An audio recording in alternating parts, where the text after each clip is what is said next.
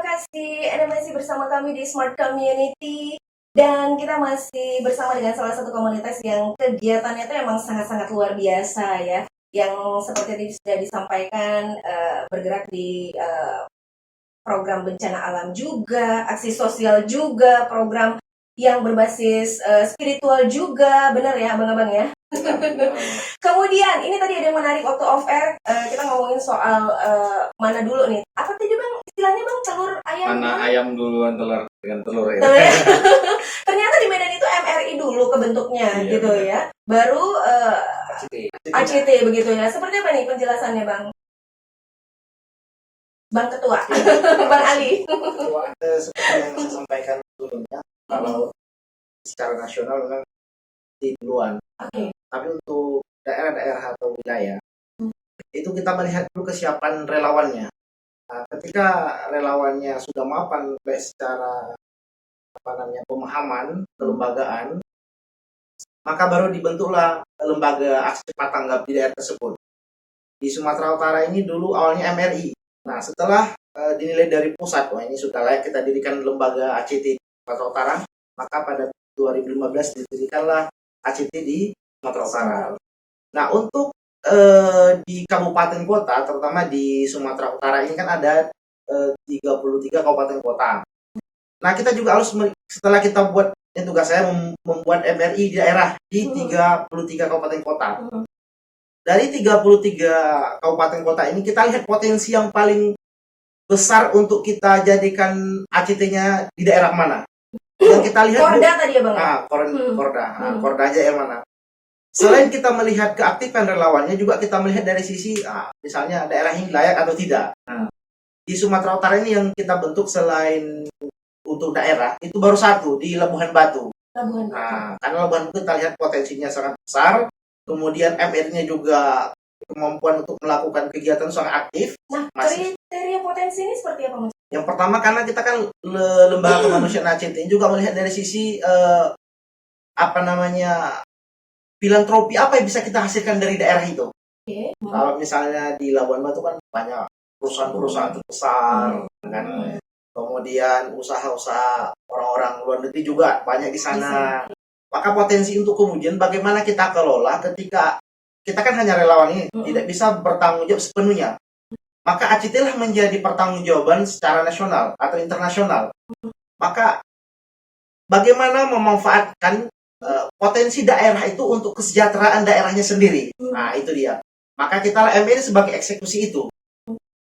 Nah, jadi kita hadir memberikan solusi alternatif bagi daerah itu. Nah, gitu sebetulnya.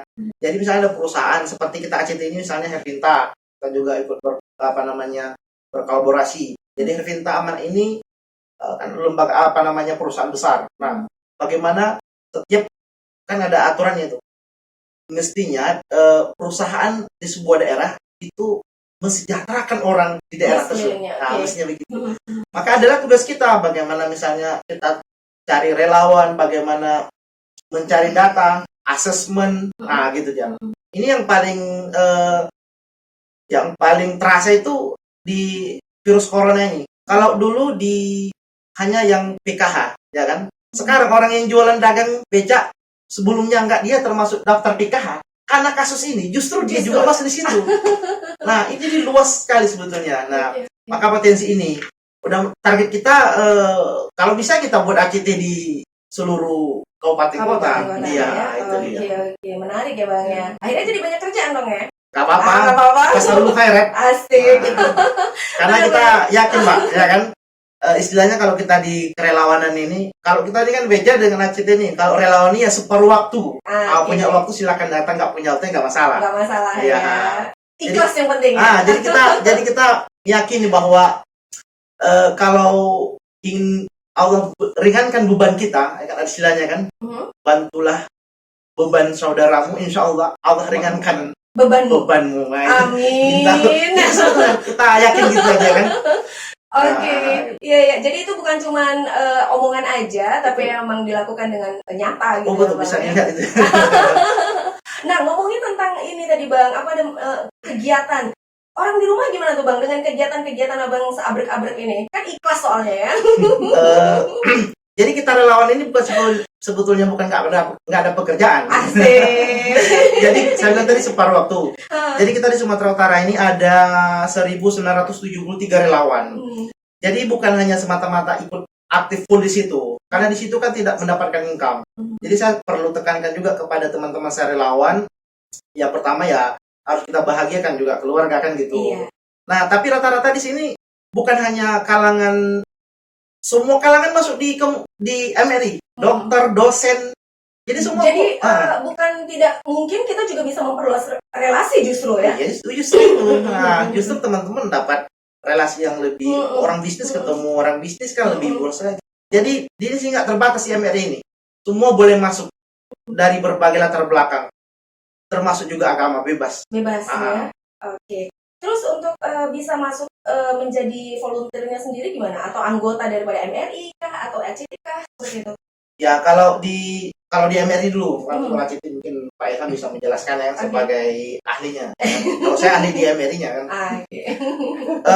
Namanya kita ada orientasi dasar awal untuk bergabung dengan MRI. Jadi ketika sudah masuk awal itu dianggap sudah menjadi anggota MRI. Nanti setelah itu kita follow up lagi. Kita kan bukan hanya di kebencanaan nih Pak, bukan hanya di kebencanaan, tapi kita juga melihat potensi relawannya.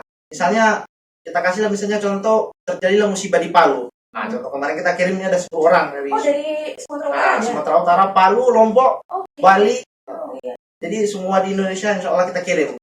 Kita lihat dulu kalau misalnya bencana itu kan ada 2 emergensinya, berarti kita butuh dokter sama rescue, penyelamat. Maka kita lihat relawannya. Kita panggil, yang dokter silakan merapat, yang ahli penyelamatan silakan merapat. Jadi kalau Mbak mau masuk MRI bisa juga ya. Boleh juga ya. Sebagai relawan komunikasi ya. Off air nanti Bang ya. Oke. Kemudian kalau untuk penjelasan dari Abang sendiri gimana nih, Bang Ilham? Untuk yang apa ini, Pak? ACT.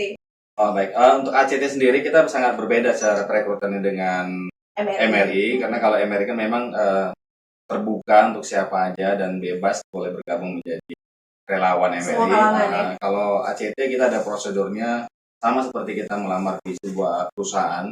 Kita ada interview proses dan segala macamnya, itu nanti ada ketentuan dari SOP juga dari kantor pusat. Seperti itu Bang ya. Kenapa Bang?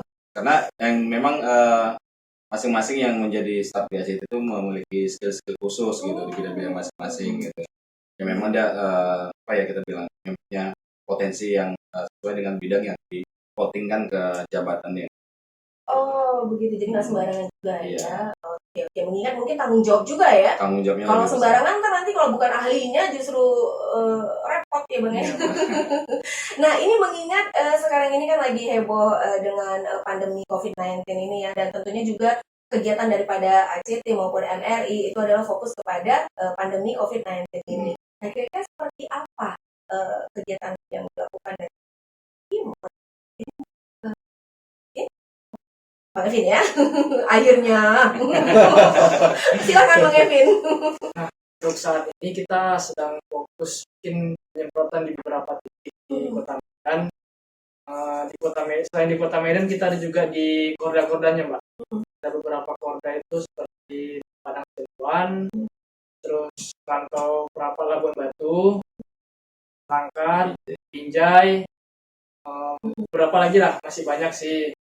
Nah, seperti itu yang mungkin potensi kita lakukan. Begitu ya. Yang kita.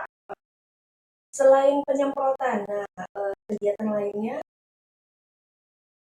Kalau untuk di ACT sendiri kita lebih memfokuskan ke filantropinya Mbak pada saat ini, karena segala sesuatu yang dilakukan oleh relawan-relawan MRI itu kan butuh support dana. Kita juga dari kawan-kawan ya setidak-tidaknya seperti tadi mengkonsumsi vitamin apa segala macam, dan juga perlengkapan yang digunakan kawan-kawan relawan juga itu kan bahkan bagian dari operasional juga. Nah kita sebagai lembaga kemanusiaan ACT itu lebih ke filantropinya gitu. Kita membuat sebuah campaign sehingga bisa menyadarkan masyarakat untuk yuk sama-sama kita untuk membantu saudara kita dalam yang sosialisasikan juga dan juga mensterilkan wabah COVID-19 tadi. Oke. Nah, untuk penyemprotan ini sendiri gitu ya Bang. Ini kira-kira seperti apa masyarakat untuk bisa mendapatkan kebagian gitulah bisa dibilang ke Bang Sakti? Apakah yang menentukan dari ACT atau MRI-nya sendiri atau memang dari masyarakatnya sendiri memohon langsung ke ACT dan bagaimana caranya? Jadi selama ini kita by request.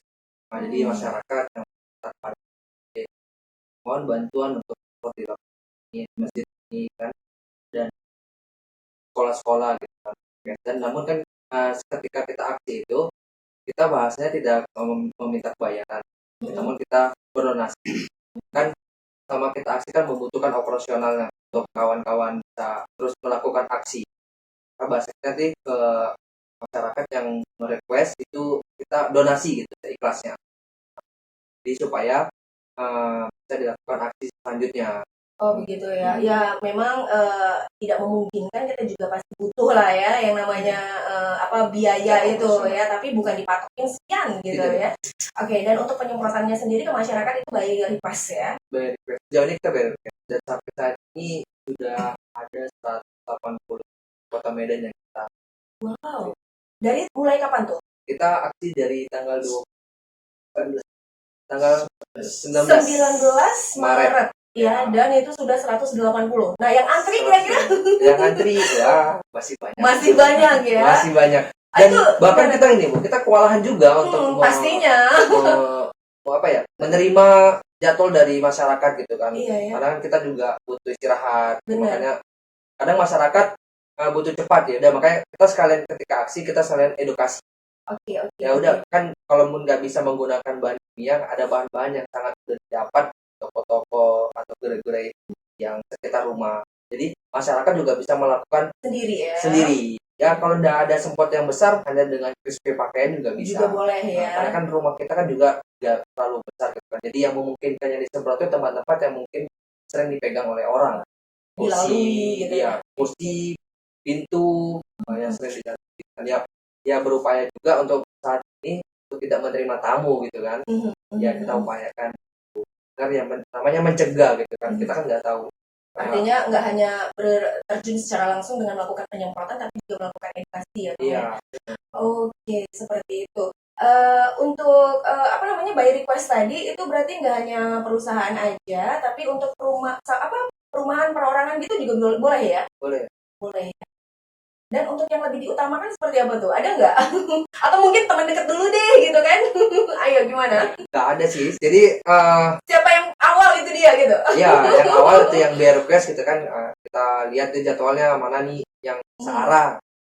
Oke, ya. Karena kan tim kita juga terbatas. Tim kita juga membutuhkan stamina yang banyak gitu kan. Jadi ya saat ini udah full jadwal. Jadi kalau memang kelamaan nunggu dan masyarakat khawatir ya bisa belajar edukasi, bisa tanyakan informasinya ke ACT. Boleh, gimana sih racikan cairan disinfektan itu gitu kan. Seperti apa? Iya. Ya. Oke. Nah, untuk menghubunginya sendiri ke ACT ya, MRI ada juga menerima untuk ini ACT aja. ACT. Bang Ali. Jadi begini prosedurnya. Kita kan tadi sebagai eksekusi lapangan. Oke. Nah, jadi Bang Sakti menerima data, Oke. ya kan? Ambil datanya baru kita eksekusi. Oh, ya, gitu begitu. Dia. Berarti untuk pendataan dari ACT, eksekusi dari MRI. Betul. Asik, memang kolaborasi yang sangat luar biasa ya. Ya, Smart Listener, terima kasih Anda masih bersama kami untuk mendengarkan perbincangan kita bersama abang-abang kita dari ACT dan juga dari MRI Sumatera Utara. Nanti setelah ini kita akan bertanya secara langsung kira-kira apa nih harapan-harapan ke depan dari abang-abang kita di ACT dan MRI ini. Kemudian nanti mungkin ada prestasi-prestasi yang diraih barangkali. Oke, nanti kita akan tanya langsung ya. Setelah ini jangan kemana-mana, tetap bersama kami di Smart Community.